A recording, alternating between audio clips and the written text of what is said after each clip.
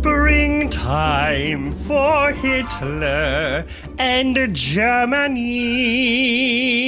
Welcome back to SHOWGAYS, a cinemusical podcast. This week we are going to be talking about The Producers, which is a 2005 movie musical of a 2001 Broadway musical of a 1967 cult classic film. As always, I'm Adam. Who goes next? This is the official order. This moment, this choice will define who is the second host and who is the third. There you go. And bringing up the rear. And I'm... And last but least, Ulla, Inga, Hansen, Benson, Jansen, Talen, Hallen, Svaden, Svanson. Great. That's just your first name. That was my first name. Welcome back. Last but least, Shirley Markowitz, my lighting designer. Last but least is so funny. Molly, how are you? I'm good. It's been kind of hot here. What's going on in the Midwest? It's kind of hot here, too. Yeah. It's starting to cool down now, but, you know, since we're two old broads in an attic, it does get hot. What's like the outside temp right now? Right now, it's a cool 69. Okay, but it's nighttime. But it's nighttime, yes. Yeah. It's been like 80s, high 70s here. Oh, really? Wow. Yeah. The sun is starting to set here. It's not. I see. Yeah. Oh, that is the natural light coming through your window. It is. I see it in the reflection of your just glasses. it's not a giant light box that you have behind it. No, I don't care enough about this audio podcast. We really should do video versions of this podcast because you have to see Molly's setup. I mean, this is the most professional looking thing I've ever seen in my life. It's gorgeous. RJ? You see my closet behind me. Yes, RJ. You good? I'm good. I'm having my little decaf latte. Latte. Did I tell you guys that I switched fully to decaf a couple months ago? Wow. I'm a caffeine-free girly now. Yeah. Wow. So no pop. No pop. Wow. Yeah. Or like I can have drink my caffeine-free Coke. sodas, but yeah. Are you going to be one of the swig girlies? So you know those caffeine. No, I'm not a Mormon. I'm not gonna have swig. No trampoline in the backyard either. Is that another part of Mormon culture, having a trampoline in the backyard? Apparently, yeah. Okay, interesting. It's like 95% of houses in Utah have trampolines. Wow, they're very dangerous. Something insane. Yeah, Not a as lot of dangerous as homeowners pools, insurance. A lot of homeowners insurance actually won't insure your house if you have a trampoline. Oh. I don't think they're as dangerous as a pool because a pool is like the number one cause of death for children under the age of 5 or something like that. But which is a very common thing here. The houses have pools. Oh yeah.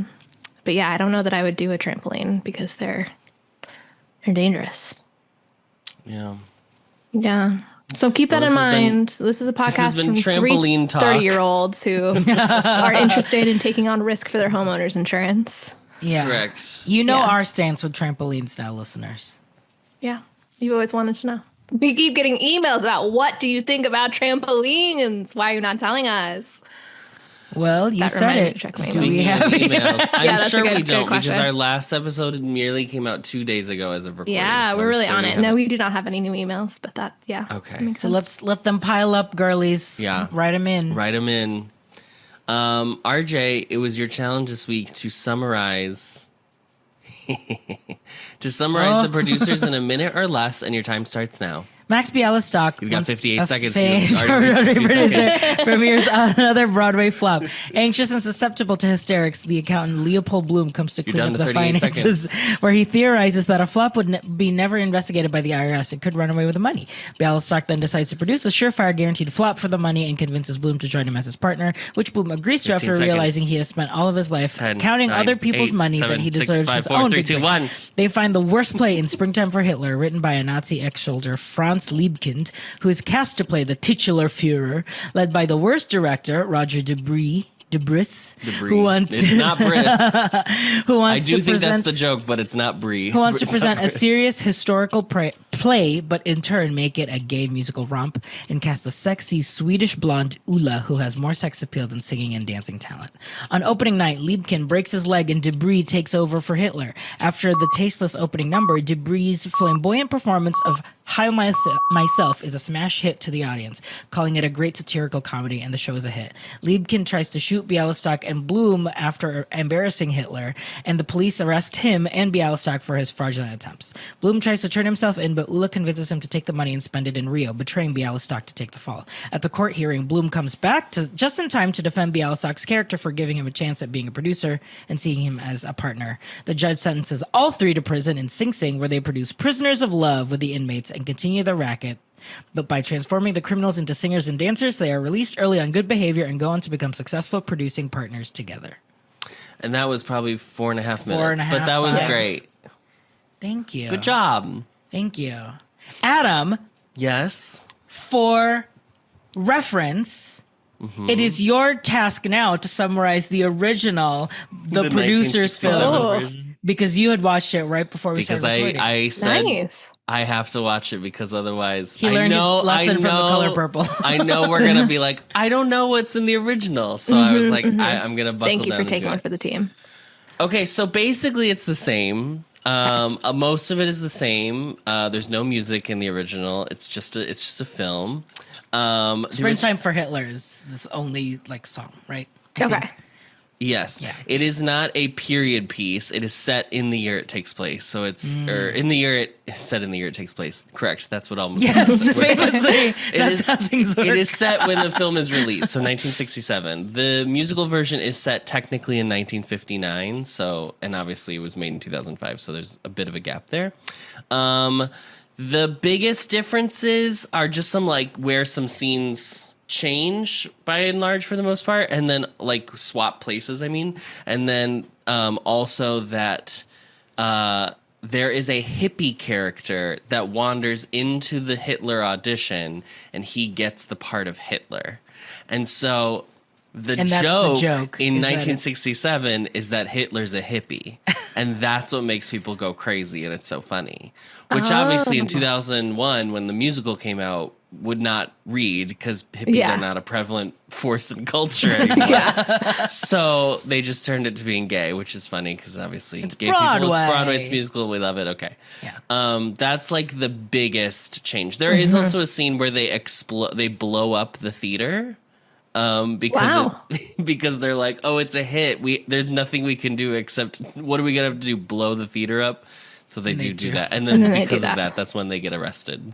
Okay. Can I just like dive in a little bit to the plot for a second? Yes, Here's my absolutely. question. Sure. Have they committed a crime when by the time the show is a hit? Like, is it a crime to raise more money than you end up spending, or could they just refund the investors? That's the idea of investing in something, right? The original movie, Adam was saying, The original does movie does explain it the scam better. better. Okay. So because I was confused, maybe Molly, you weren't confused, but I've watched this movie and been like, haha, it's funny. I don't really understand what the scam is, but But it's I fine. also just thought the same thing, Molly. Like, yeah, is it a crime to just have more money than what? Yeah, because like the I money's was in like, the safe. Just give it back Yeah. now and actually have the investors make their money back. That's why you invest in yeah, I was stuff. like, well, it's a hit, so you're just gonna make more money. So then Yeah. everyone wins, right?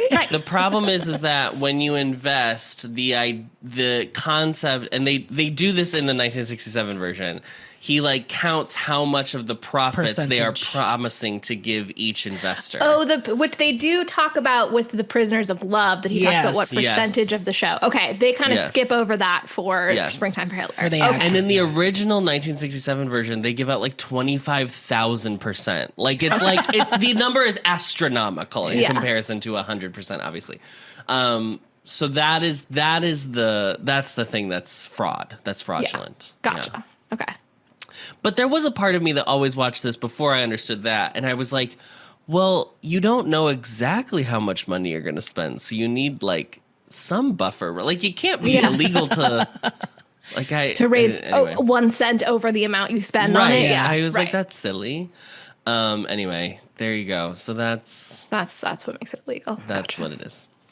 And that's producing, baby. That's Broadway, baby. Well, I'll start with my history with this musical, which is that it completely missed me. I saw Young Frankenstein, which was Mel Brooks' follow-up musical on Broadway. Actually, I saw Megan Mullally's last performance in the Madeline Kahn role. Oh, yeah. And so that was like the only Mel Brooks thing I knew. I knew the producers was famous and I knew it was like really popular. I just didn't ever see it. I think I ended up seeing it like in college. I watched it just on my own to like be like, oh, okay, this is what it is. And I do think it's really funny.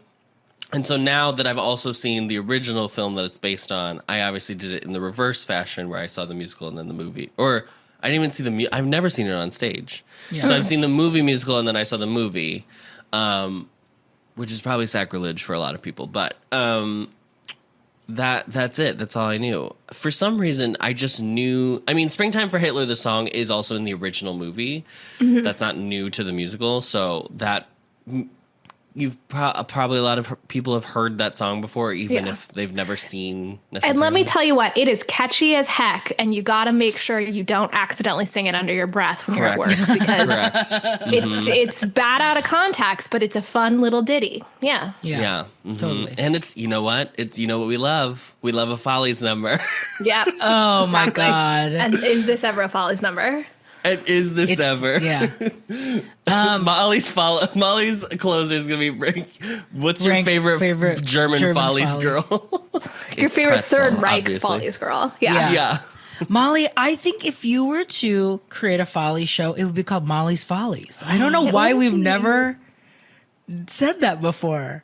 Oh my gosh. Mary Grace's Follies. Well, we have your retirement plan ready. You're just going to create your own little Molly's Follies. Let me get Andrea to tell them about our retirement plan. Yeah. The San Diego Players presents the Molly's Follies. Yeah. now at the La Jolla. Now at La Jolla. La Jolla Playhouse. Wow. RJ, what's your... Well, I'll help fill in the gaps for you. We watched this in college because... Oh, we watched this together. Yes. Oh, okay. Because, and I don't know what class it was, but our friend Cody and I were assigned in a class to do the scene. Oh my God, that's right. And I can't remember if it was acting 3. It couldn't have been acting 4 because I wasn't in acting 4. Were you Bialystok or were you Bloom? I was Bialystok and he was Bloom. And we did the opening scene together where he comes into blah, I'm hysterical, and it goes up until we start singing We Can Do It. Yeah. I don't remember what class it was, but it was up in the 14th floor. So I was like, it must have been acting 3, but that would make no sense unless... Why? Because it was Jonathan. I don't think Jonathan would have... Jonathan was was acting 2. Wasn't there a musical theater? Acting 2 is Shakespeare. Acting 3 was downstairs with Sarah. Is this fun for anyone? Wasn't there... oh my God, we have like one listener maybe who went to Loyola with us who's like eating up the layout of the Fine Arts building. Wasn't there a musical theater class, and was there an empty rep of that class? But we didn't do scenes. You didn't do scenes in that? You're sure? No. I'm pretty sure. And I don't think Cody was in that class. No, he wasn't. So that's what. Unless this was acting 4, and I did this for him because he wasn't acting. No, he did an independent study. I don't know. I don't remember being an acting. Independent study was just doing this one scene with you. That's what it was. Yeah. Or we did scenes in audition seminar, which I don't remember that either. But anyway, I remember doing the scene because I remember watching the movie for the scene, and I think that's when we went. But I remember watching it after because I didn't know.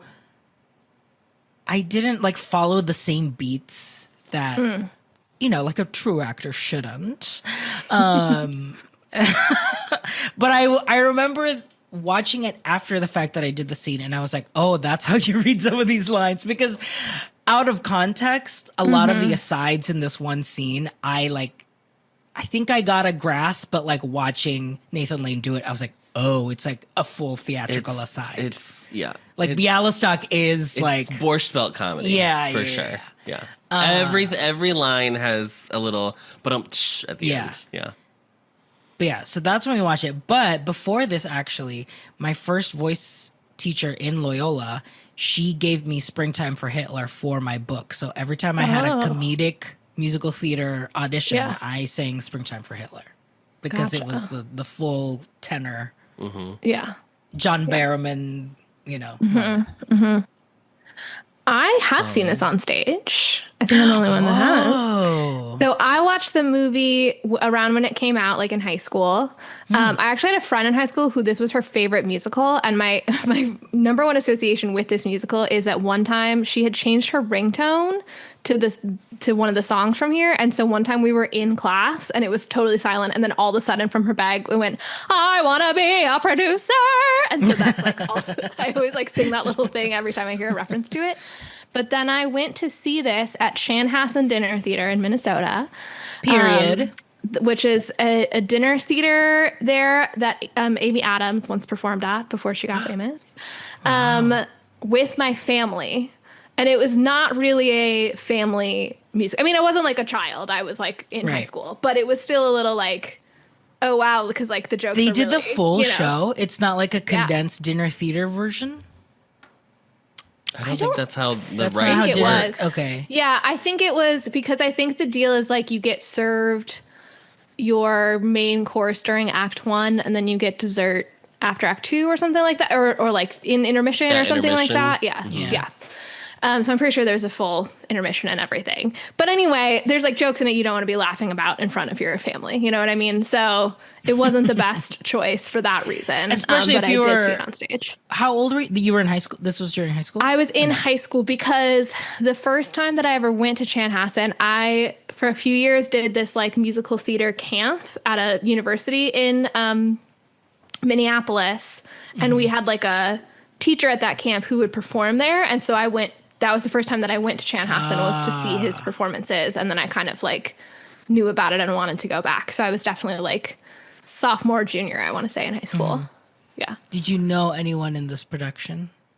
Your teacher was not Bialystok? I don't remember that my teacher was Bialystok. I feel like maybe the lady who was Ula I knew, but I think it was just that I had seen her in another show. I don't think I actually knew her. Yeah.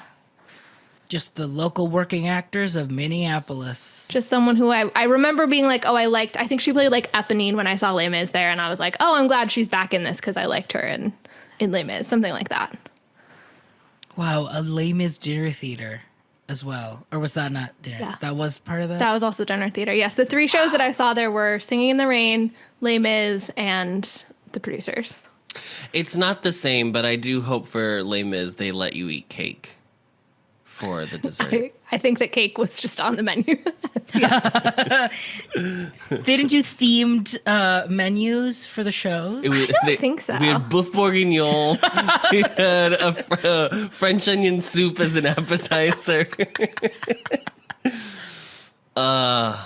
Okay, great. Here we go. Producers, 1967. Directed by Mel Brooks. Written by Mel Brooks. Produced by Sidney Glazier. Stars Zero Mostel, who is probably most famously known in the Broadway community as the originator of Tevye for Fiddler on the Roof. Gene Wilder, who we've talked about when we covered Willy Wonka and the Chocolate Factory.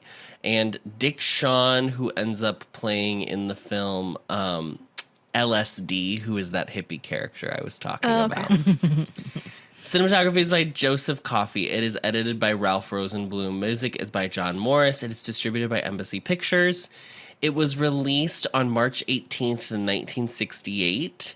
Running time 88 minutes. The budget was $941,000. I don't have a true accurate example of what the box office was. The number on Wikipedia says 1.6 million, and then it says rentals.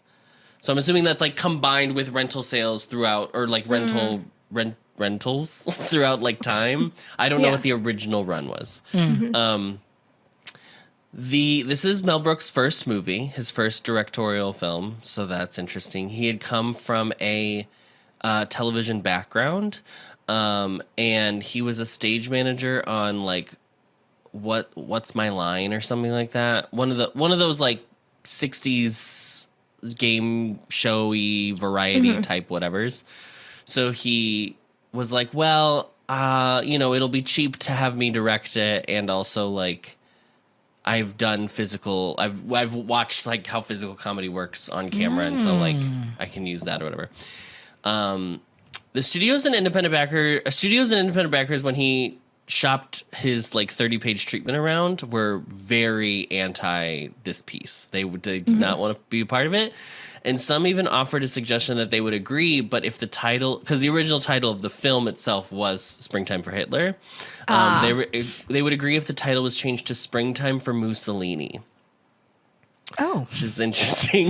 I think that both Mel Brooks made the right choice by not naming the film Springtime for Hitler, because that's a big leap to have to get through when you're first walking into the theater, but also right to not change it to Springtime for Mussolini, because what is funny about it is how it's the most offensive possible thing. So like watering it down would make the joke less good and therefore less effective. Yeah. He finally, over time, Sidney Glazier signed on. He thought it was really funny. And then there was like a philanthropist that gave like a ton of money just because whatever. And then Embassy Pictures signed on to help distribute.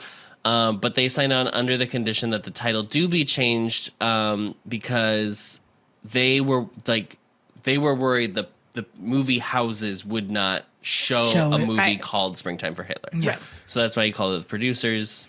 The joke being that there's very little actual producing done in the movie. Zero Mostel originally didn't even like the part he was offered. So Mel Brooks sent the script to Zero Mostel's agent. Okay. His agent didn't even show it to him and was like, this is like, how dare you, basically.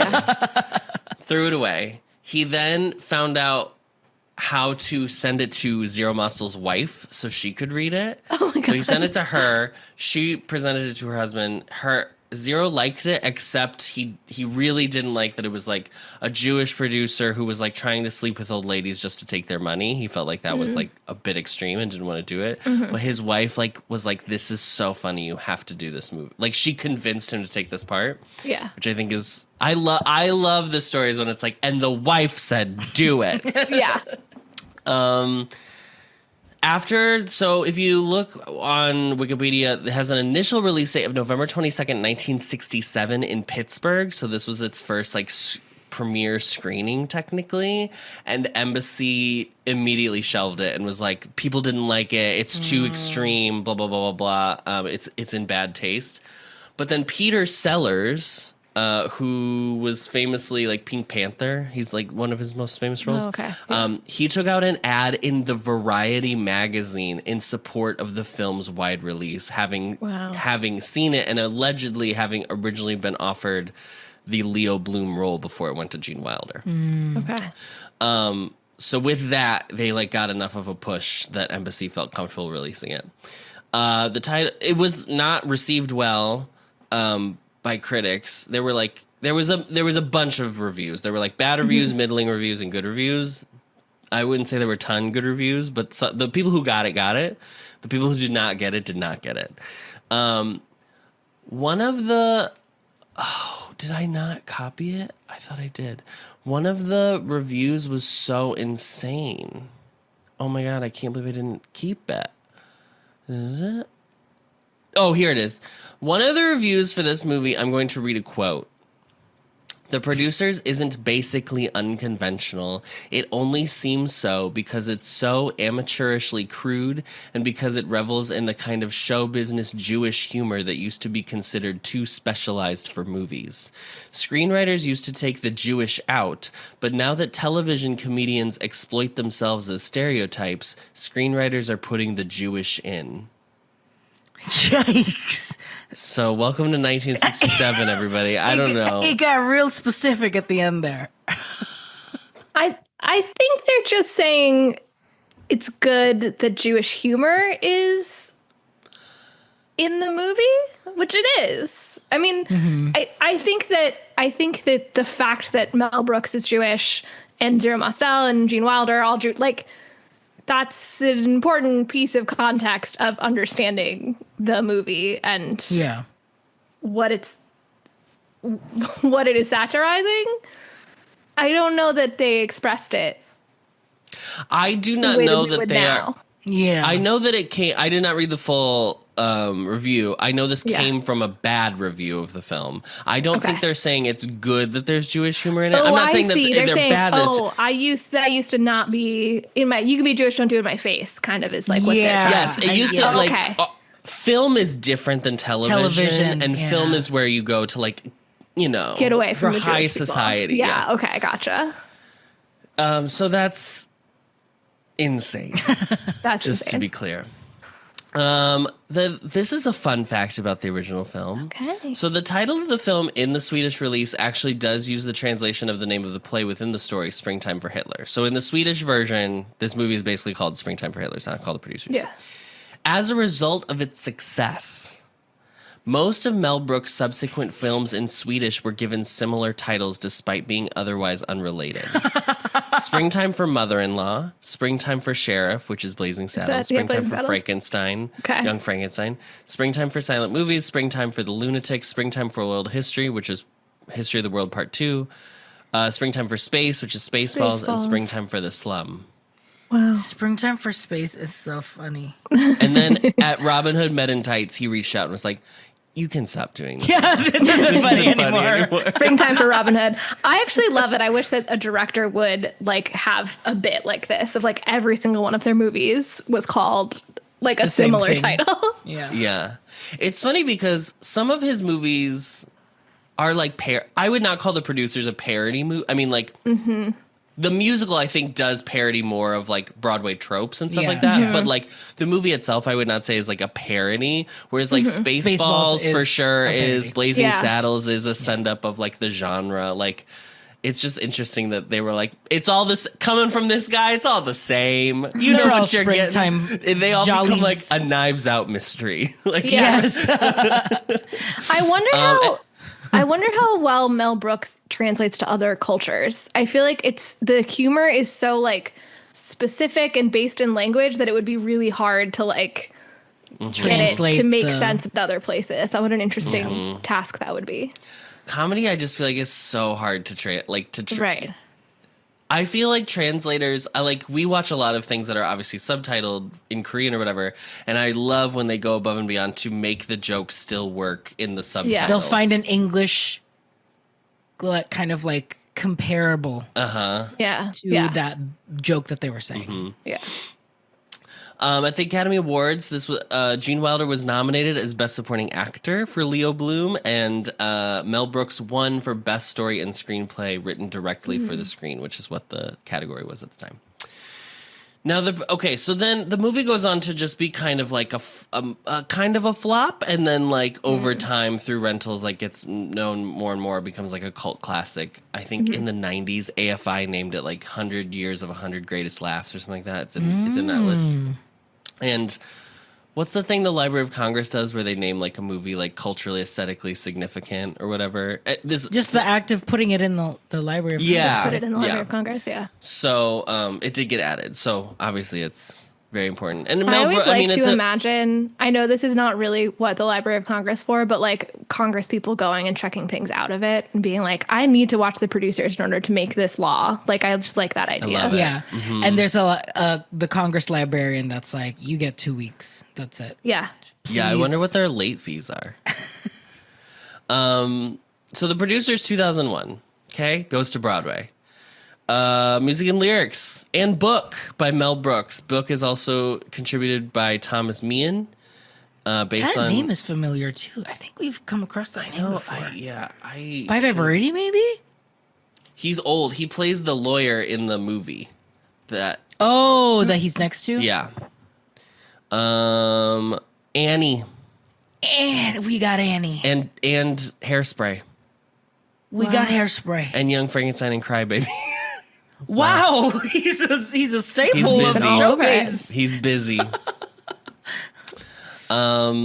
So it opens April. It tries out originally in Chicago. It opens on Broadway in April of 2001. Wins 12 Tonys. The record, it still holds the record for the most Tony wins in history. Wow. In June of 2001. I'm emphasizing that point just to say I I just want to ask the question. Oh no! This show is like God. one I'm of gonna the. get a snack while Adam goes. No, listen. It's not about that. It's not about that, and I'm not even saying what it is. So if you don't even know, then you don't know. I'm saying is that spring summer of 2001. That's springtime for America. Springtime for America. Is it so different from when the movie comes out? Because the movie is a commercial failure. Oh. But this musical is beloved. And it is, as far as I can tell, pretty much a beat for beat recreation of the musical. I don't know that that's true because I feel like when I was in high school, to me, I remember as a time that was like peak offensive comedy. Like people were all about how far can you take the joke, how South Park, Family Guy. South Park, Family Guy. Like I feel like this fit the aesthetics of that 2000s.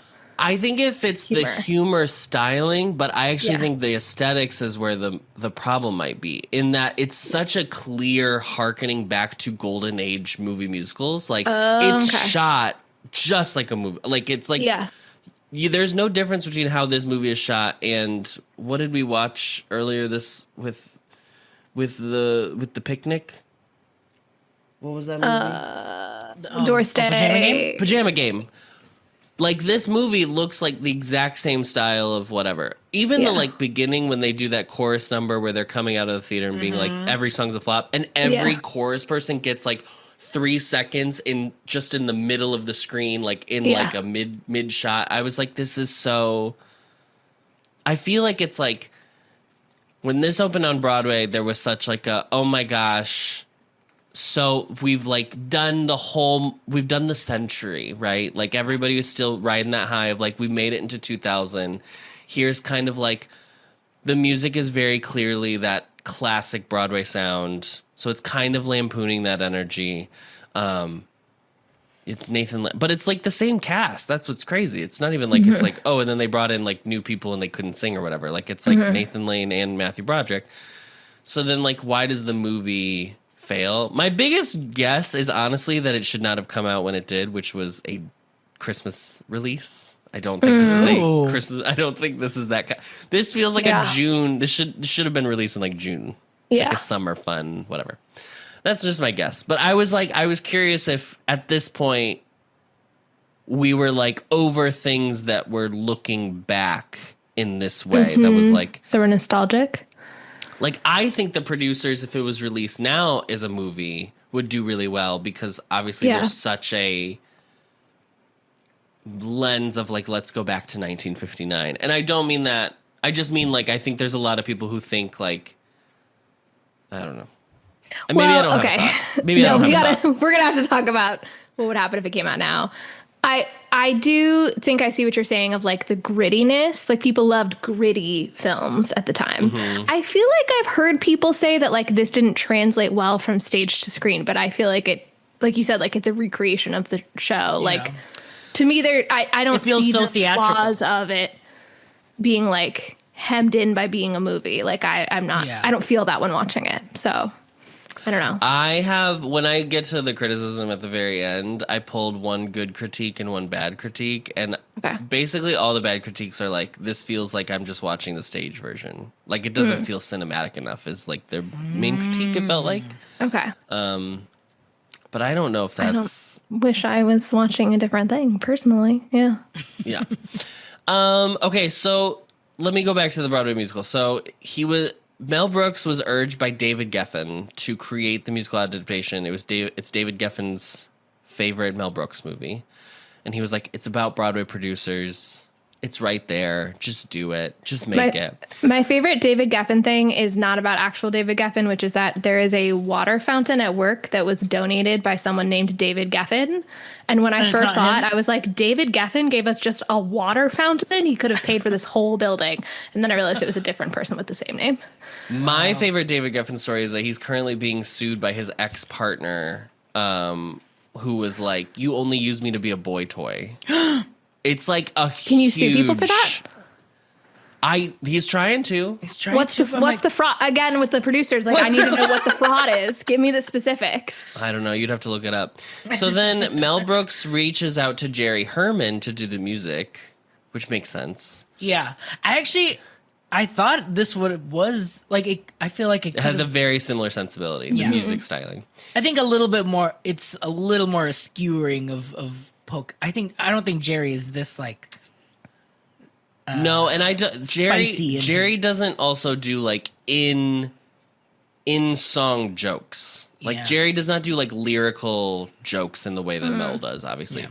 Yeah. So Jerry Herman ends up declining, and he says like, Mel, you should do it yourself. You can write music. Like, you can do this. Like, you're done Mel it before. fucking Brooks. What are you talking about? You've done it for your movies already. Why would you made Springtime for Hitler?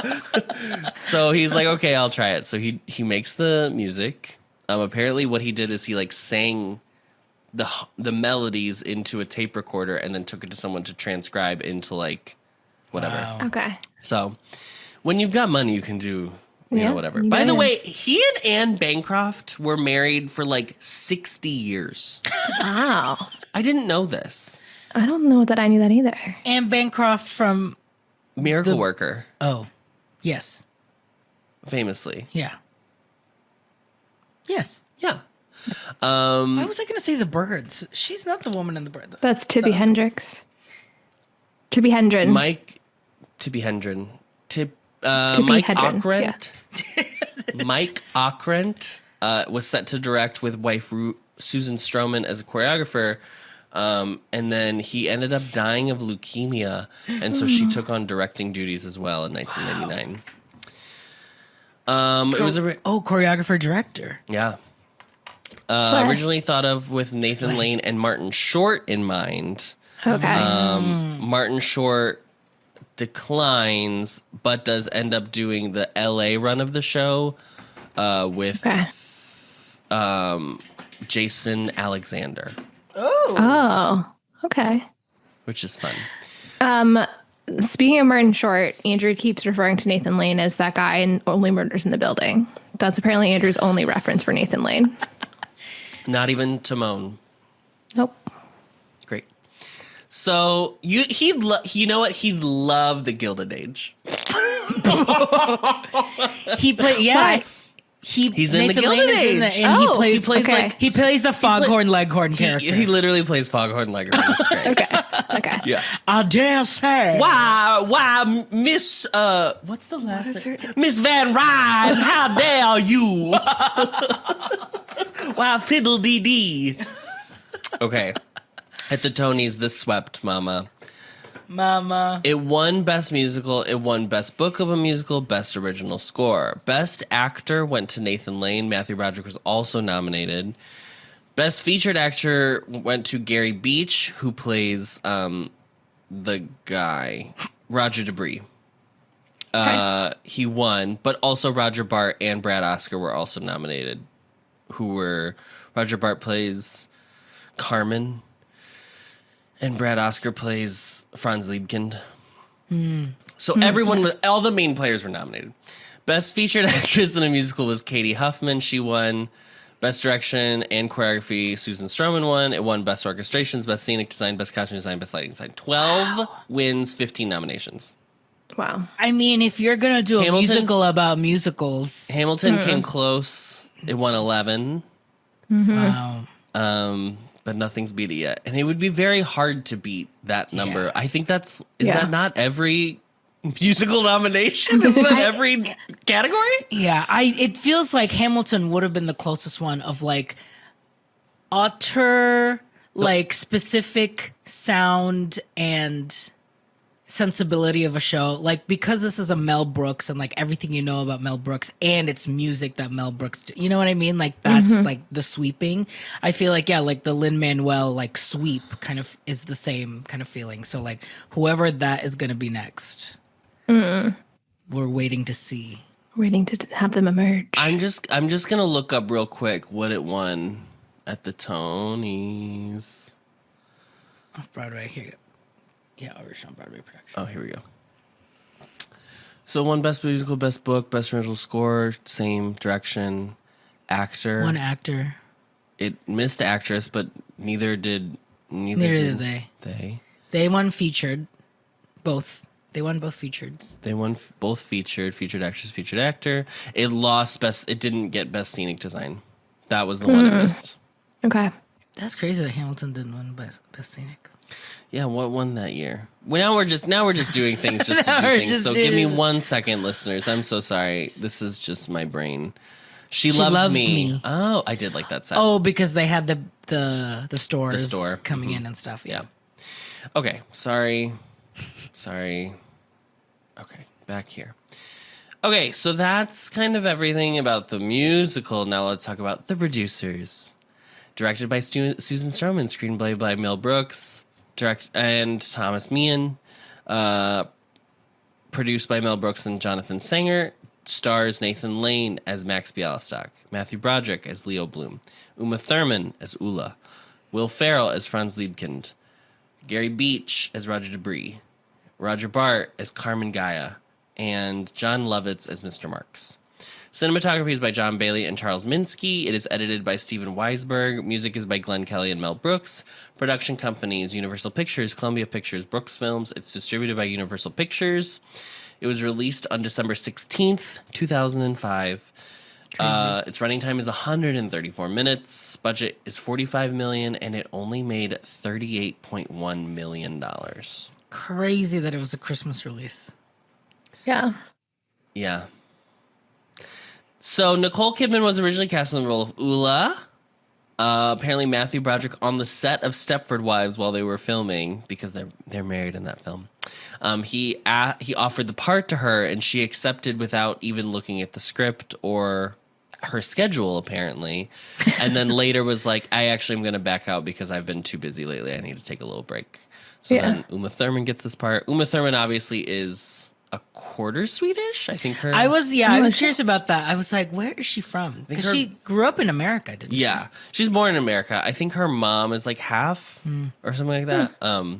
People, apparently Swedish people say that her accent is very bad. So I thought that was on purpose, but I do think that's kind of the joke. Yeah. The week this came out, this was number 13 at the box office. So it's not a good sign, I would say. Let's talk about the top 5 that week. Number 5 was Memoirs of a Geisha. Number 4 is Cheaper by the Dozen 2. Oh. Number 3 is Fun with Dick and Jane. Okay. Number 2 is The Chronicles of Narnia, The Lion, the Witch, and the Wardrobe. And number 1 is King Kong. Wow, this is the first time that you've read a top 5 and I remembered all of those movies existing. Isn't that crazy? Was that King Kong with Uma Thurman? Wasn't it Naomi Watts that was in? That was Naomi Watts, yeah. RJ thinks all blonde ladies are the same, and it's really offensive. All blonde ladies. It's really offensive. Uma, Naomi, Nicole, Kidman, Watts, Thurman. Yeah. Susan Stroman. Okay. Shall we talk about it? Let's talk about it.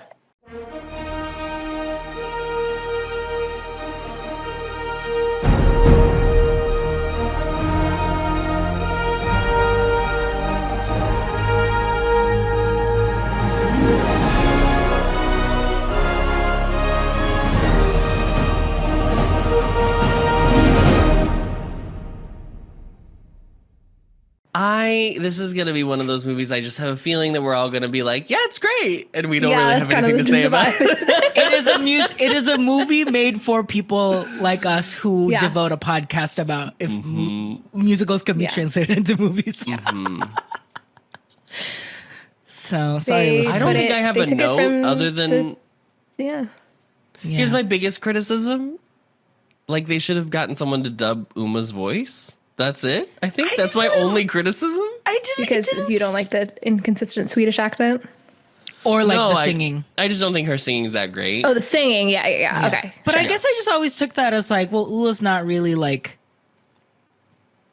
Yeah, I think I had the same, that it was like... Showgirl talent. That part of the joke is that they're casting her even though she doesn't have any talent for singing.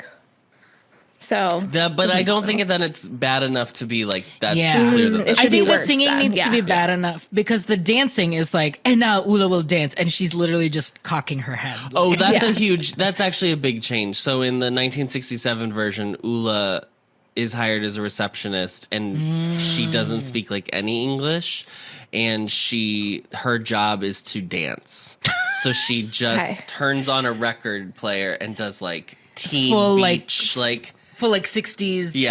like breasts jiggling. There's like a Yeah. whole scene of just like her breasts shaking. It's crazy. Wow. But that's 1967, baby. I mean, this Yeah, is when this is America the was great times. again. Yeah, the greatest time of America. Okay, yeah, let's talk 67. about whether this would be funny if it came out now. So, what makes the producers work when it's so crazy is that it's all so offensive that it goes over the top, where it's so clear that they're skewering all of these ideas that you're not nervous about. There's no like feeling of like, oh, could they have a little bit of sympathy for this idea? And there's a good Lindsay Ellis video where she talks about this musical and the fact that like, actually, if you look at things that have like seriously critiqued Nazism, sometimes they will kind of like come back and people will like them for the wrong reasons. I feel like maybe I talked about this on the podcast before, but she talks about like American History X, which was like a movie where Edward Norton is like a neo-Nazi, and that like actual neo-Nazis like that movie, even though it's very clearly supposed to be about that not being a good idea. But she's like, you know what neo-Nazis never love is Springtime for Hitler. Like when you make something so Cartoonish. such an object for ridicule, you can't possibly take it seriously or fetishize it in any way. So I think that that's what works about it. Now, obviously, he did this in 1967, so it's not like it was a time period where it was like, oh, that happened a long time ago, right? But there is a tension watching this with an awareness of the rise of fascism around the world and in our own country that makes me wonder. I mean, maybe it would be even more of a hit because maybe people would be like, oh yeah, I need this to kind of like deflate the balloon of this tension that I feel around me. Or maybe people would be too anxious to enjoy it. Yeah. I think it's it feels more like an audience. Yeah, like the audience is like, am I allowed to laugh at this again when the idea that we thought this was like in the past is not, it's not cute anymore. Yeah. In an interview, Mel Brooks said, I think you can bring down totalitarian governments faster by using ridicule than you can with invective. So that's his thought process. That's his thought, yeah. I think that this movie probably could... Okay, if we want to be real, I think this movie coming out in 2005 is even very different than 2002. Oh. Oh, sorry. Wait. Huh? I think this movie coming out in 2025 is even very different than coming out in 2022. Like pre-October 7. Yes. Just because I feel like even that has so much, so shifted culturally. Yes. Yeah. Have you guys watched The Rehearsal? No. No, what's that? Okay. Oh, it's the guy, Nathan right? Fielder? It's the guy. Yes. Oh, yes. The I heard very about odd it. Yeah. comedian. Yes. Yes. In the second season, he has an episode where he talks about the fact. So his first show that got popular, Nathan For You, there's an episode of it where he helps someone, or he creates his own activewear brand that's... So like this is in response to some other activewear brand where they had like featured somebody in their magazine who had been like kind of a Holocaust denier, and people felt like they didn't take a strong enough stance against that when that came out. And so he like makes an activewear brand that like their whole deal is like, we acknowledge the reality of the Holocaust. And like, and so like the website is like, you know, this jacket's really warm and 6 million Jews died in the Holocaust or whatever. Like it's all like interwoven. And so Paramount Plus, I believe, please don't sue me if I'm wrong with platform, I'm pretty sure it's that, Our 10 listeners won't sue you, I promise. Maybe Rita will. Rita's got the power to do it. Whatever streaming platform it's on takes down that episode post October 7th. And he is obviously, he's a Jewish person and is against the idea of like, he was like, that episode is about fighting anti-Semitism, but he does it in this way where like he ends up like he does a display in like a store that like has like Nazi emblems and stuff because it's like about the Holocaust. So like you can also see why the imagery of the episode made executives uncomfortable to have up there. Right. So the idea of the show, The Rehearsal, is that he plays out having tough conversations, like rehearses them. And so he does these rehearsals of a conversation that he wants to have with the executives about why they took down the episode. That episode. Yeah. But you guys should watch the show in general. It's very good, but it's very interesting. I mean, I do think the smartest thing, in my opinion, like, because it's so easy to just be like, what if Hitler was gay? Which is what obviously the musical and the movie musical do. And that's funny. I actually wonder if that would be the part in some ways that would be harder to, like, you would have to change that again. Like, it wouldn't be funny enough to people just that, like, so many of the jokes about the gay characters are just like that they're obviously gay. And I'm like, yeah, I get that they're gay. Like, what's the joke though? So I think that maybe you'd have to change parts of that if it came out now. But I was going to say, I think that like the strength is that we see an actual Nazi character, but he is so buffoon, like he's so insane that it's like, who would want to?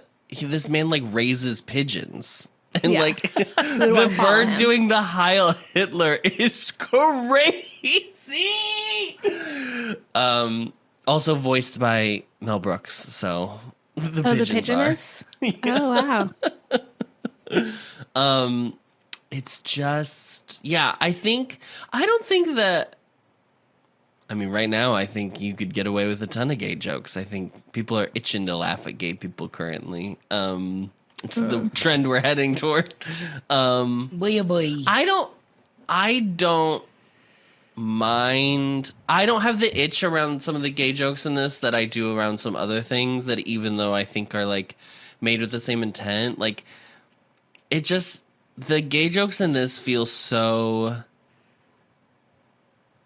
coming from a place of like, it's not, it's like poking fun at the idea. It doesn't feel mean. The intent doesn't feel mean to me. Okay, in ways that it does in other stuff. It's not. I think that the portrayal of the director as Hitler and playing him in this very flamboyant way is still funny because it's so unexpected. It's such an unexpected juxtaposition, and it could be any juxtaposition. It could be a hippie Hitler, it could be a gay Hitler, like it could be anything. And the point is that it's like something that you don't think of as being very serious and threatening being put into this role of being Hitler. But I think that what didn't work for me was some of the jokes that were just so like them being like thinly veiled about the fact that they were gay. Like there's the joke about like, oh, I'm his common law assistant or whatever. It is, I mean, it is funny, but it's also, but like, if it were set, well, I guess, maybe the thing is you have to make sure that it's still set in the 50s, and then that's what makes it work. But you wouldn't, if it was set now, you would have no reason to be like, they're just married, pretending not to be gay is the part that I think is, or they would like adjust it so it's like, I don't know, poly or what, you know what I mean? Like what is the extreme now? Yeah, I think the whole make a gay scene is like hilarious. Catnip for, I mean, I do think it's actually really funny, but like, it's just catnip for every single stereotype you can throw out there. And the fact that then it just becomes a parade of stereotypes, like in and of itself is like its own joke. Cheryl being the lesbian at the scene. Is so funny. It's never not funny. Oh, it's the last but least is truly, it is such an insane thing to say. The and idea it's that such a true thing about yes, exactly. Yes. Also, like the fact that they all live together is so stupid. I think that you I've could seen that throw song more than yeah. anything else because they do it play it at at Showgays, Sidetrack. Sure. every week. Yeah. Yeah, I think that you could do more. So, like, the joke of being like last but least feels like it's like a joke for gay people, and I think you would just have to throw in more jokes that feel like they're for gay people into it. If you did it now, And finally, last and least, my lighting designer, Shirley Markowitz. Keep it gay, keep it gay, keep it gay. Yeah. Well, we watched Death Becomes Her on stage, and there's this great number called I Do It for the Gays. Yeah. And it is just Madeline Ashton just singing that, like, her whole career is for the men's gays, but it's playing on the pun of being gay. So she is Liza. She is Dorothy. Like, it's just joke after joke that, like, it's for gay people. And they're the ones that are going to be watching the show. So I did.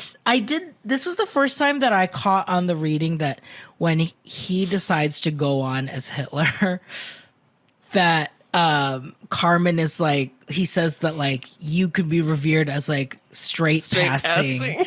And so then that becomes the joke of him, like, oh, he's performing Hitler. He's trying to be straight passing. And he's like, I'm so masculine. I'm so manly. And that's why he kisses Ula. And that was the first time. And I was like, I just added a new layer of, like, that's the, like, the hilarious part of it. That, like, this is him trying. The thing I realized in this viewing was when he goes over and he sits on the piano or whatever, or sits on the piano bench or whatever it is, and, like, they do the, like, little riff, is like he starts doing a Judy Garland concert impression. Like, he just and I had never, like, clocked what that was specifically before, and then when I noticed it, I was like, God damn, it's just this performance that Gary Beach does. He won the Tony for it. And I think we can talk about all the performances. Obviously, Uma and Will are the exceptions. They're new to this cast, but every other main character was in the Broadway version.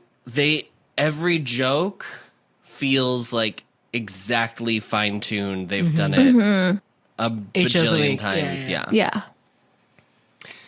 And I don't think Nathan Lane has ever not nailed a punchline. I know. It's a master class. It is, truly. I know I already said it, but the fact that Andrew can only think of one thing that I feel like Nathan Lane is in half of the media that I watch in my life. He's never seen Do the you know what I mean? Birdcage? I'm gonna have to educate You're gonna him. have to sit him We're gonna have to come down. up with a syllabus of gay media. Yeah, before you get on. married, you're gonna have to watch all the Star Wars, and he's gonna have to watch all the. And I've watched the Star movies. Wars. He's got a month. He's got a month until we get married, so he's got to get on it. Buckle down, buddy. Yeah.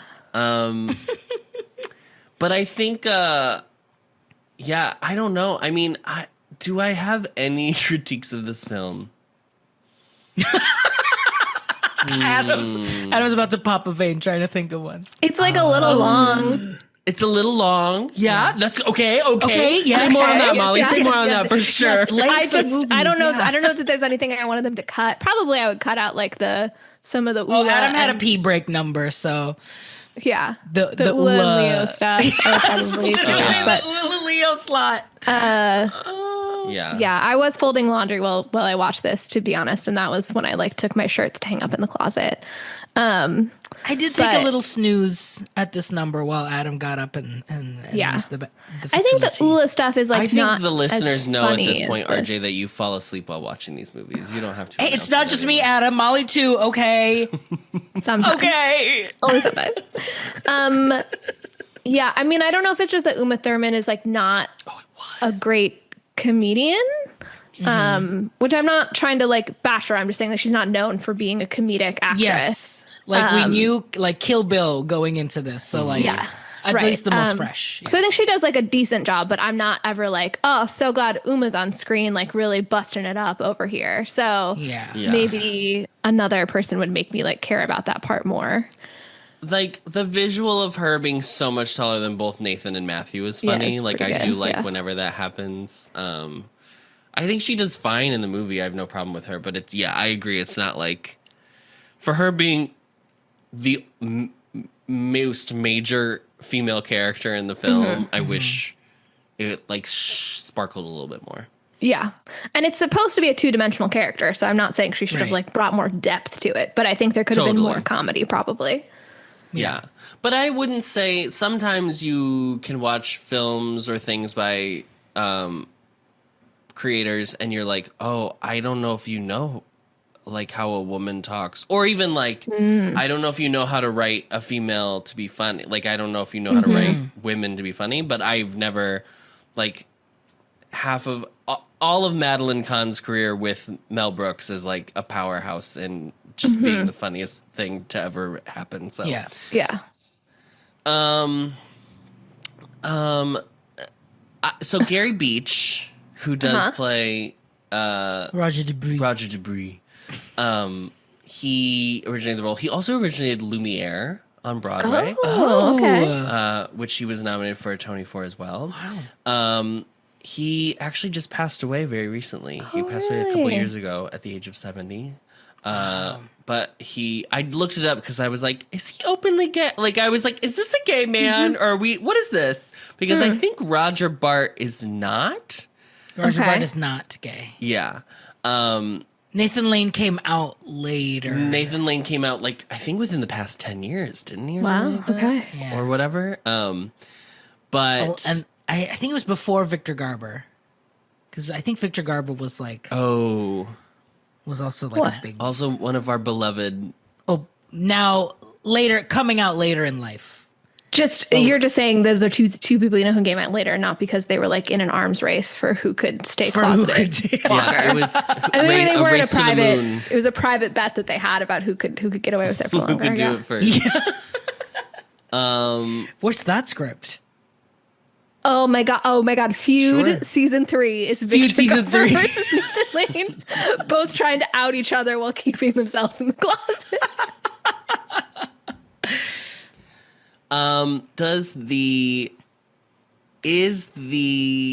Here's what I will say. The 1967 version, having just watched it, is very sweaty and gross. But I think it's also like it's a movie made in 1967, so some of that is just like that's just how everything was back then. They like just didn't have AC, baby. Yeah. This movie definitely has like a polish and a sheen on it. It does feel like it is a Broadway musical, capital B, capital M. But I don't know if I necessarily like once I watched the original, I don't know if I was like, oh, I'm missing some of that like nastiness. Like I like how in the original version, him sleeping with all the old ladies is actually a little gross. Like, it's a little gross. Yeah. And it goes on for a long time at the very top of the movie. The entire opening credits, like, keeps getting interrupted with the scene of, like, him having to do multiple role plays with this, like, touch me, feel me. Yeah. And it's uncomfortable. Purposefully so. That's the joke.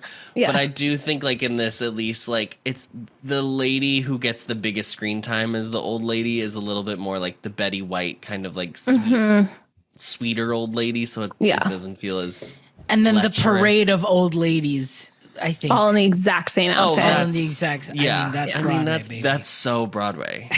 Yeah. Doing a tap routine with the walkers. Yeah, what can be better? Yeah. Doing full kicks. I love the line just across New York of him grabbing the checks and they walk down the lane in Central Park, all behind him, like he's leading them in 76 like trombones. It's great. I mean, it's a good movie. It's a good movie. I guess that my only other like critique I would have of the material, this isn't really a critique of, I think they did what they wanted to do for sure. Like, it's not one that really stays with me the way that some musicals do. It's I mean, calling it light seems a little wrong when it's skewering such heavy topics, but it's so about the comedy. That it's a good time while you're watching it, and then you're not really thinking about it when you're not watching it. Like it's not, it's not, an Into the Woods, and you're going to be thinking about how no one is alone and feeling something about it. Like there's no greater message here, other than make fun of Nazis. Like there's not like a thing you're supposed to leave with that you're feeling really emotionally. I don't think. Yeah. I think too, like, I don't even know, now that I've seen the original, I don't know that I would, like, if I was going to watch a Mel Brooks movie, like, I would want to go back and watch, like, Young Frankenstein probably, because it's, like, my favorite. Do you know what I forgot to say in my relationship is that I've never seen Young Frankenstein. So good. That is a movie you and Andrew would love. Yeah. I It bet is so. so funny. Okay. There's an incredible breasts joke that I love.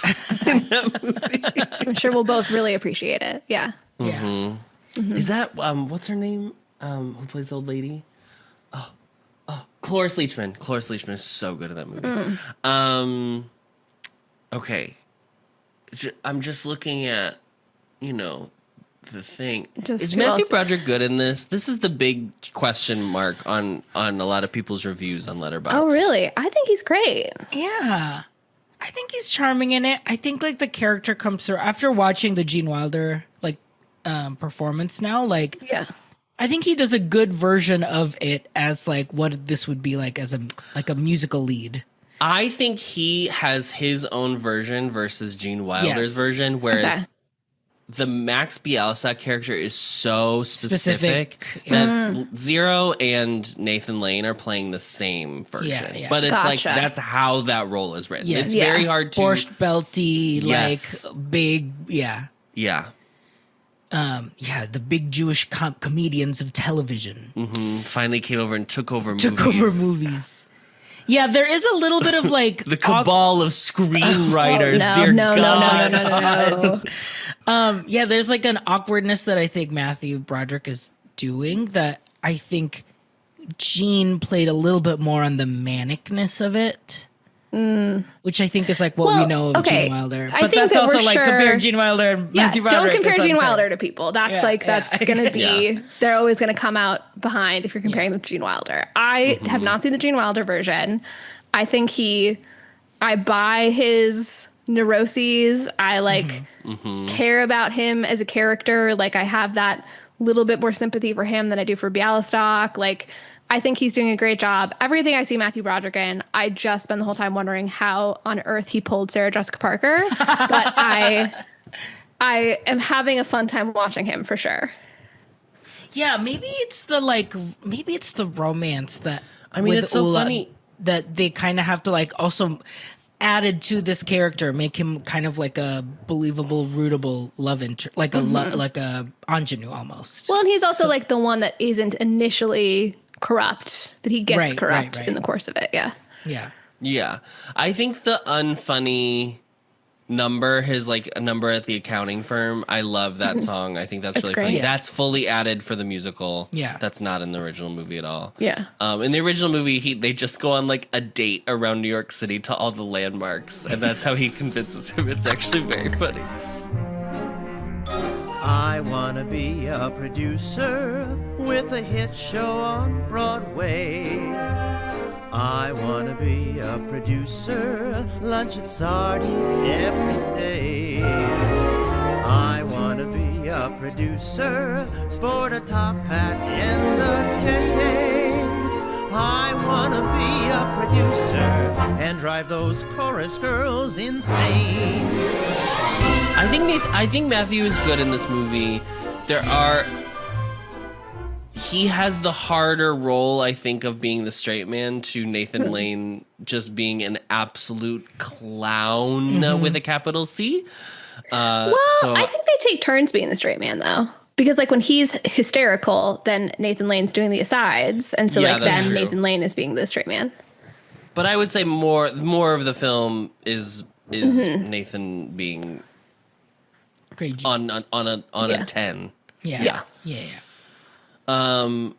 I did find out a fun fact that Matthew Broderick had to wear an earplug while he screamed in his ear because he was so loud. Oh yeah. Which is good. That's safe working That's good. conditions. Yeah. Safe working PPE. conditions. We're for it. Yeah. You can act Personal like someone's protective yelling really loud in your ear. Doesn't That's have what to actually acting is. damage you. Yeah. Do you want to say anything about Will's performance? Great. He does great. Yeah. I kind of forgot that it was Will until I saw him. I was Until like, he came oh, on screen, yeah. That's right. Andrew kept walking in and recognizing actors, and I kept waiting for the moment where he would be like, wait, are those Nazis? Because I don't know if he knew the plot of it or if he just timed it perfectly where he never saw it. But I was like so excited for the moment where he got confused about what I was watching, and it never happened. But he recognized Will Ferrell, just not what the getup was about. Like someday in the future, he'll be like, wait, that movie was about Nazis? I thought it was just about musicals. Yeah, I don't know. I think Will Ferrell does great. Yeah, I think he's great. He's very different from the original movie version as well of that character. It's a little bit more serious for the guy. Will Ferrell, I think, plays the goofy Yeah, a little bit more. yes. Yeah. But that's the tone of the whole movie is so broad. Every joke comes at you like a meteor. Like it's like, yeah. Which is shocking. We did it. We talked. Yeah, I'm curious. I'm more curious, truly, about the reviews. Like, why did people not? What was the critical response? Before we get to the reviews, everyone say your favorite joke in the movie. Oh my god. I could be here for 20 minutes just doing this. Oh god. I laugh out loud so much at this movie every time I watch it. Yeah. I like when he says, when he's hysterical and then Bialystok keeps trying stuff and then he's like, I'm wet and I'm hysterical. And he just like, everything that he does. I'm in pain. I'm in pain. I'm wet. That scene is so funny because when he's just like, just sit over there and smile like this. You look too angry. How's this? Just a genuine smile. Yeah, the asides in that is so funny. I laugh at it every time. I will say this time I really laughed out loud at the very end of the movie, the marquees going up of the musicals they've produced. All... Cat spelled with a K. Yeah. K-A-T-Z. Cats. I will say, okay, here's my other small critique of the movie, is that I forgot that there was more movie after they find out that the show is a hit. Like, the show is a hit, and I was like, there's 45 minutes left? So obviously that part is less memorable than the parts before it. Yeah. I did like his number. Like, I think it plays... I'm sure it blows the roof off when you watch it live. There was a sense of, like... I'm watching Betrayed. Like, I'm watching him like perform in like such a vast, empty, liminal space that I was like, I did feel like I wish I was watching this live. Even though like he basically does a little montage of the whole movie and like in his anger. Yeah, I think that song probably works better on stage than it did in the movie. That way it was my only the lament, replaying what you've seen, I think Betrayed. Yeah, I think works better on stage both because you're more impressed by the energy of the actor to redo it after they've been doing so much, and because the events feel so much more immediate to you. I think that it's funnier to see them than redone for you. Yeah. I see my mother. I see Mama standing on the back porch in a worn but clean gingham gown, and I hear my mama calling out to me, Alvin, don't forget your chores. The one needs a cordon and the cows need a milking. Alvin! Alvin!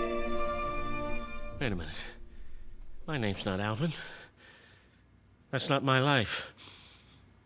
Somebody else's life is flashing before my eyes. I'm not a hillbilly. I grew up in the Bronx. Leo's taken everything. Even my past. My pasts are dying. Okay, here's an actual scene. They do a couple of the like mini reprises that happen in on a stage musical where it's just like transition music basically. And they do it in the movie and it never works because it's you don't need to hide a transition in a movie. You can just end the scene and do the next scene. That was like the only thing that I kept being like, oh, it's if you're not gonna do the full number, don't give me like 4 bars of it just as a button. Like the number's over. Yeah, we got it. Okay, Adam, your favorite joke. I thought we were doing favorites and we launched into more critiques. I mean, I do also love don't be stupid, be a smarty. Come and join that. Join the Nazi party. Yeah. Yeah. And The Follies are so funny. The Follies are a great visual the bit. giant pretzel. Yeah, the big sausage. Come on, you guys. I do. Okay, 2 jokes. And they're both about Ula. When they go, she finishes her number and they go, oh, we may be sitting, but we're giving you a standing ovation. That was one of the jokes that you can't laugh at when you see this with your family. And then they both cross their legs.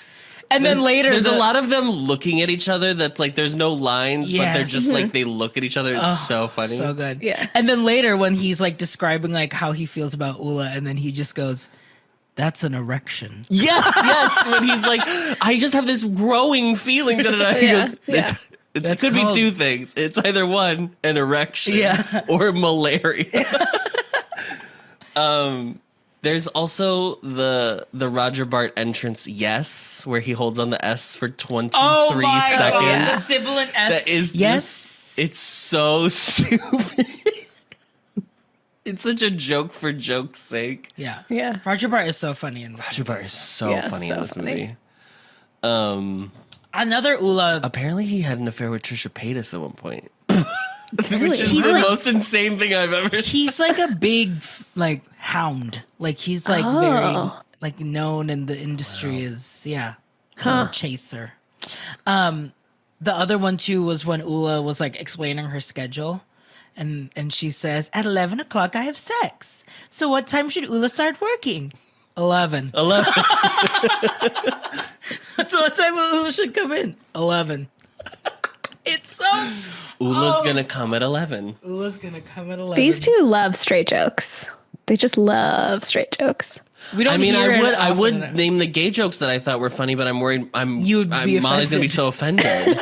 My God, she went on a tirade about how wronged she was. I love the when Roger calls Carmen Wicked Witch of the West, and she's like. She like runs away up the stairs in a huff.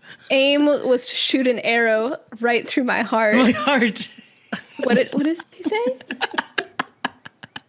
Then like mission accomplished or something. I don't remember something like that. Yeah. There are the visual gags are really great. When Roger comes out, I was going for the Grand Countess Anastasia, but I look more like the Chrysler Building. And then he does look like the Chrysler Building. Puts on the top. So stupid. Oh my God. God, there's so many. There's one oh I just had it. Oh my God, there's so many. There's a couple in the original movie that I thought were really funny. There's one that they do that I think is funny in any movie that I've ever seen ever. I always laugh. I'm 6 years old and I will laugh at it. When they do a thing where there's people in a row and someone does something to the next person, they do something to the next person, and they do it to the end. Do it to nobody. They do that in the original movie. It's Gene Wilder is the last one. He like turns and he's like, it always works for me. I've never not laughed. Adam is one of the audience in the vaudeville shows. No, honestly, my favorite. Genuinely, in both versions, my favorite is when they cut to the audience reactions and they're all just mouth agape. Yeah. Everyone is shocked. Horrified. Not even the like leaving. Those aren't as funny to me. Just the sitting there.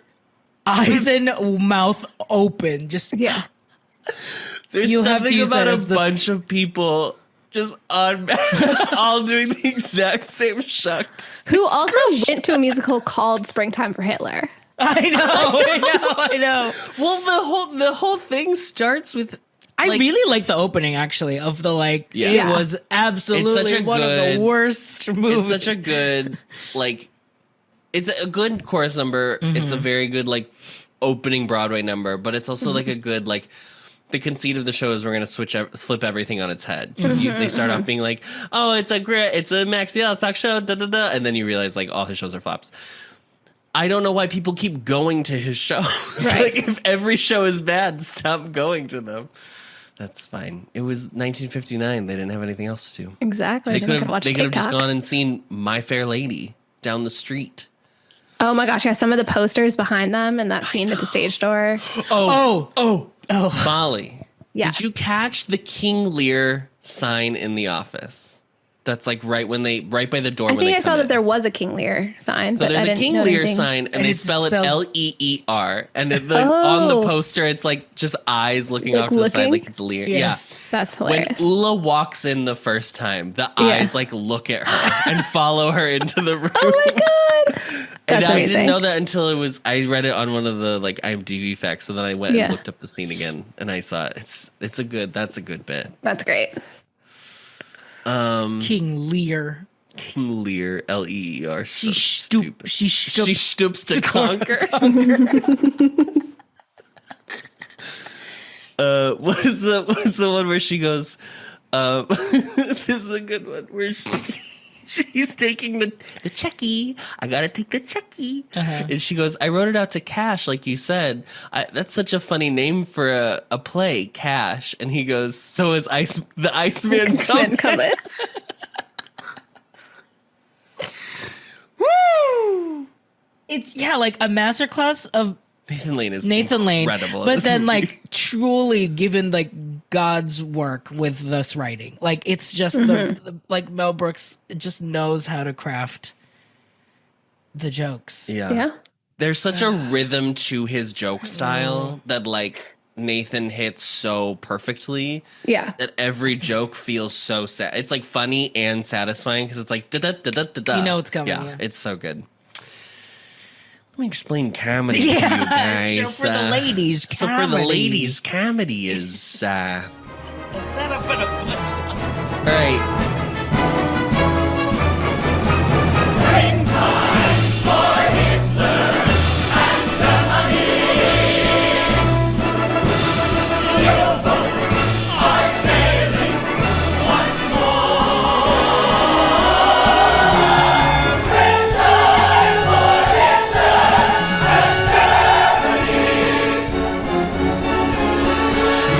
Means that we've got to be going. You bet we'll be going.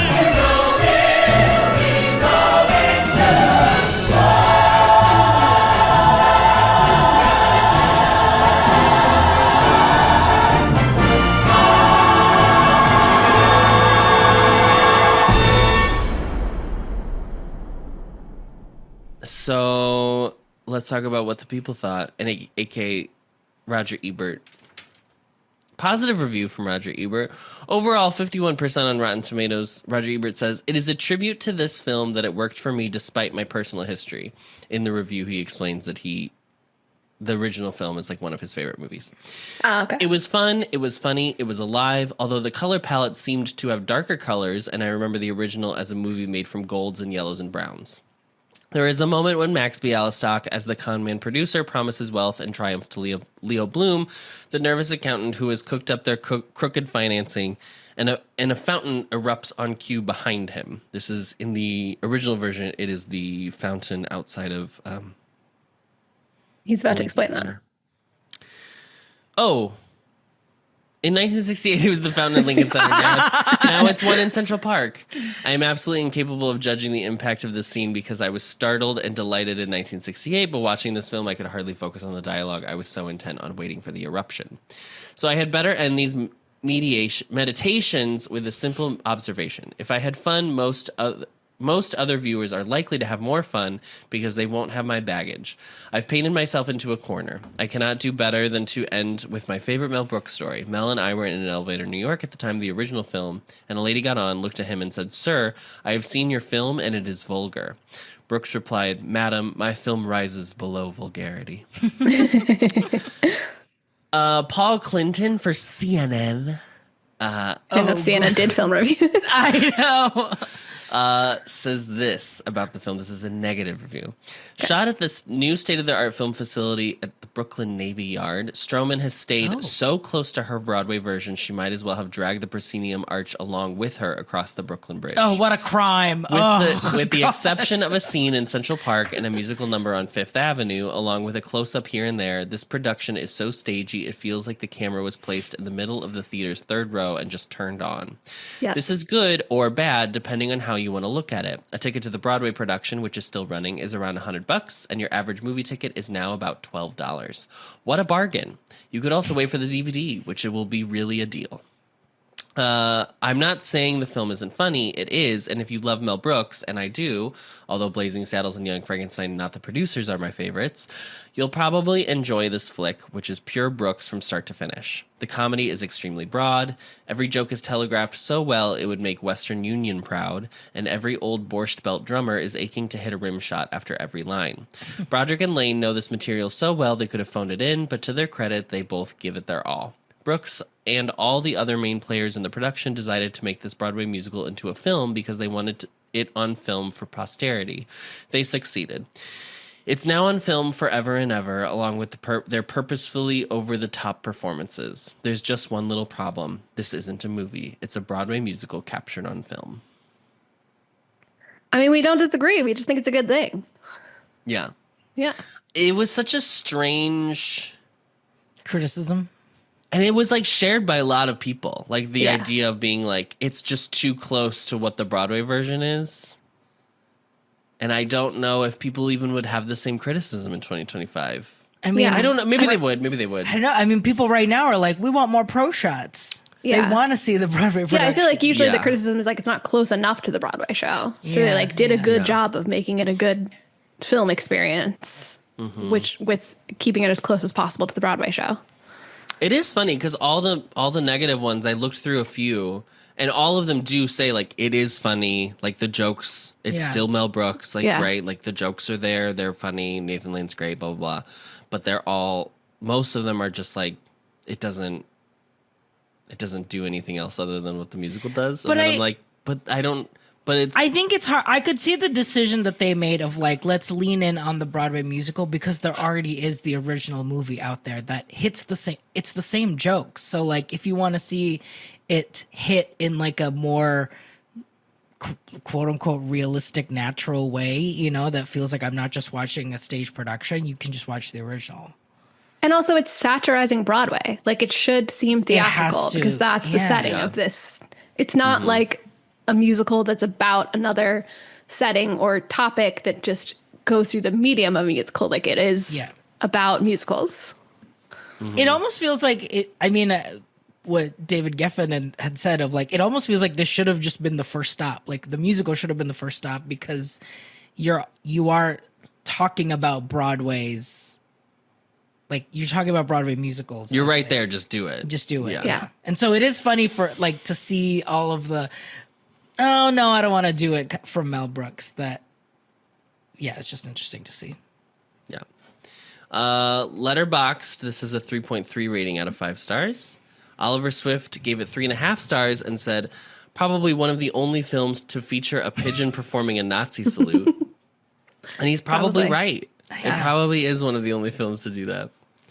Doodle Barb gave it 4 stars and said, just call me Maya Hawke because I'm calling Uma Thurman mommy, which is an insane review, by the way. Made like what, months ago? Yeah, April just a few months ago. Eric gave it 4 stars and said, 20 years later, Gary Beach hitting that pose still knocks the fucking wind out for me. And King gave it 3 stars. King gave it 3 stars and said there's an alternate timeline where Nathan Lane is in every movie musical adaptation instead of James Corden, and somehow that leads to world peace. Yeah. Could you imagine if Nathan Lane had been name any? What's that cat that he played? The Oh tuxedo yeah, cat. that would have been great.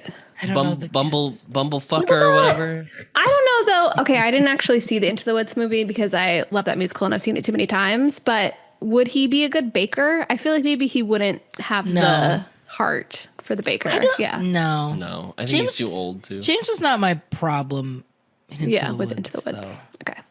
I have to watch it Not again every. because it's been a while since I've seen it, and I remember liking it, but it's very contentious. Shout out to our friend Little Red. Shout out to my mom who did do that episode with us for Showgays. Absolutely. That like 4-hour episode way back in the day. We did it in her living room during COVID. Shout out. Well, RJ, go ahead. Who's your MVP? Take it away. I'll say Mel Brooks because I'm such a sucker for a good punchline, and he's the best at it. So, Molly, I do want to do a Mel Brooks, like me personally. Like I would like to go through them because I've only seen Young Frankenstein, which is crazy. I feel like you have painted me as a spoil sport, so I'm going to say Gary Beach as Roger Tabri is my MVP. Of course, I enjoyed it. I just was wondering if it was a little out of date, but I loved it. I think it's perfectly in date. Okay. There's no expiration on this melon. Expiration on flamboyant stereotypes. I'm gonna obviously take Nathan Lane. I mean, it's just. I don't know if we'll ever. I don't know who else I could name that's an actor that can do this right now. Yeah. This well. I mean, the show, he's got his name written all over it. I'm just saying. He's got a show he headed his way, probably. I should start engraving it now. We didn't even bring up that this movie, we watched it right after Joker Folie à Deux, which also had that court scene, but then also had prisoners singing. And when they were doing Prisoners of Love, I was like, this should have been Joker Folie à Deux. This is the movie that Joker Folie à Deux should have grafted its blueprint on. Could you imagine if they had done a little bit of Prisoners of Love in Joker Folie à Deux? Oh my God. Some joy would have. Todd Phillips would have missed opportunity. Todd. He didn't care. He just wanted the check. He wanted that $52 million, his portion of that $52 million. Molly, what's your closer? So this movie / musical satirizes the role of a Broadway producer. Pick another role in a Broadway show that you would like to see a musical satirize. Pick another role in a Broadway show. In who works in theater? The lighting designer or the fun costume, the dressers backstage. Ooh, fun. I think it can be hard because I think it can be hard because it's so easy to poke fun at producers because they get the most money and they do ostensibly the least amount of actual work. They're literally just pushing money to make it happen. I think a stage manager musical would be hilarious. I agree. I think it would be a full drama. Oh, it's a full I think it's just every lighting cue has gone wrong. Oh, it's got to be full play that goes wrong. I mean, it can be. It doesn't have to be. I mean, play that goes wrong is basically that. Yeah. It doesn't have to be like a Mel Brooks style comedy. Like it can be a Hamilton. A Hamilton. It can be a Phantom of the Opera. It can be a Company. Whatever tone you want to give it. I mean, the one that I would be fascinated by is like the intimacy coordination. Oh, Spring Awakening style. Yeah, and it would be like, kind of like, like maybe it's like it's like a psycho thriller almost of like, oh, am I blurring the lines? I don't know.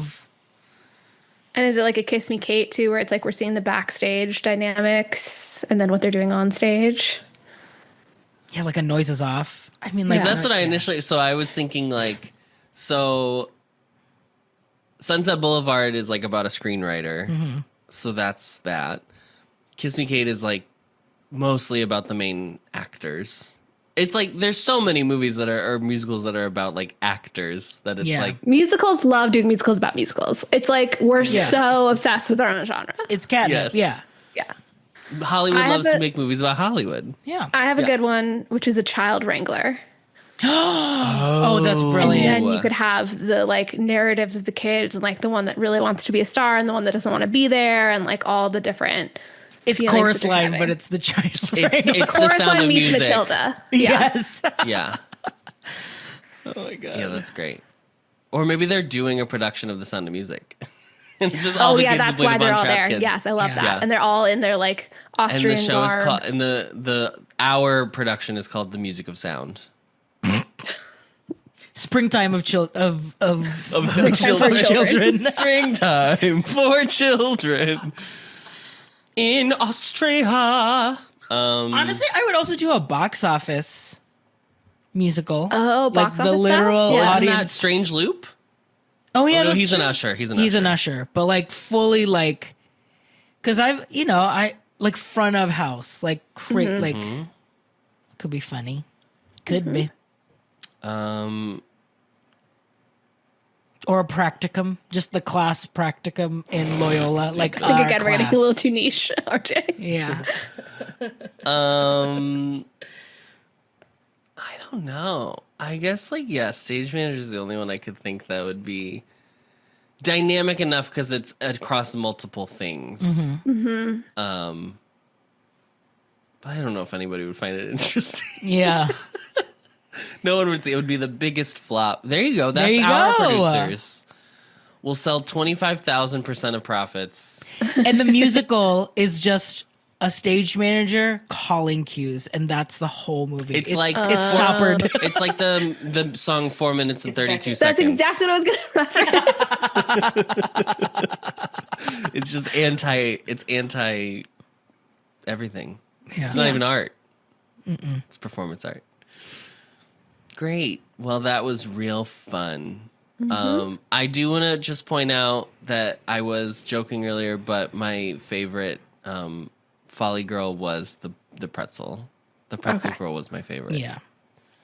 Thank And you in for the clarifying original, to the they're audience. boobs They're out. topless. They're boobs out. There's like they're it's boobs and then they Pasty. just have like a pretzel on over their them. nipples. It's funny. Yeah. I do love Uma as the eagle. Is that what it is? Yeah, That's like the the- Third Reich eagle. Yeah. Right. Oh, yeah.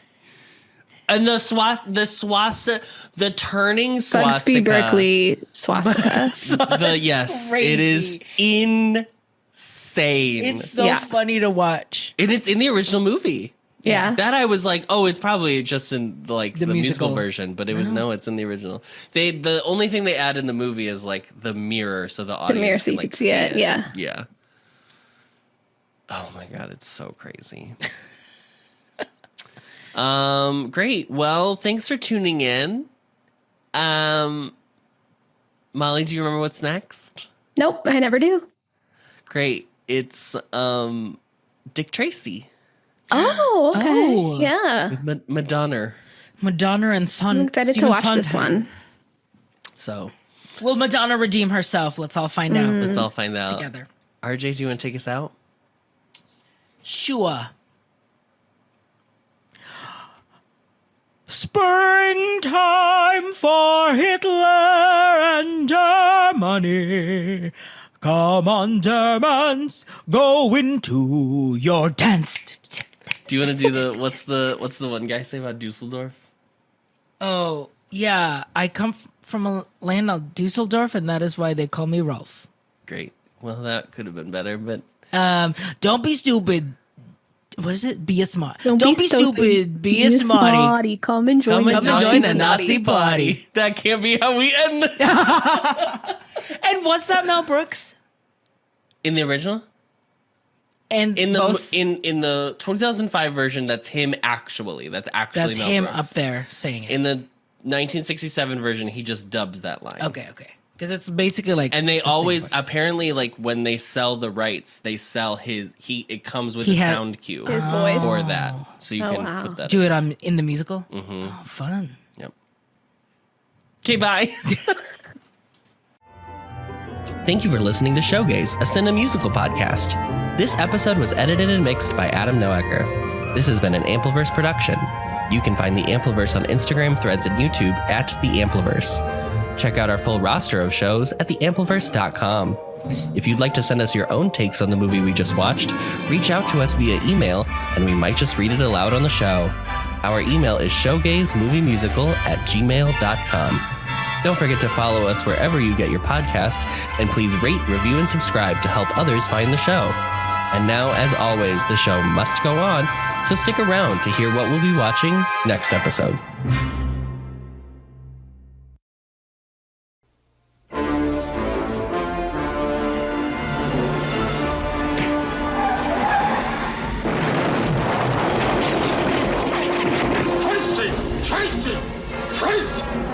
It's like he's reading my mind. Extra, extra! Tracy Battles move! I'm taking this bum out of the headlines, I'm rubbing him out. Hey, Tracy, watch out! You take Tracy to me. I say we kill Tracy now. You challenge me, we all go down! Are you gonna arrest me? I want to know who killed Lips Manless. Not the bad, big boy, not the bad! I know, and I'm gonna miss you. But all's fair in love and business. Whose side are you on? Side I'm always on. Mine. All right! What's the word out? Lips territory is my territory now. Everything he owns, I own. Move in and take your positions. Okay, boys, let's go. And you, guilty of attempting to bribe an officer of the law. She does some nifty undercover work. I think Tracy drives you crazy, doesn't he? All right, that's enough. I want Tracy dead! Tracy, let's go! Good luck. You have just said goodbye to oxygen. Aren't you gonna frisk me? Stupid cop. Tracy?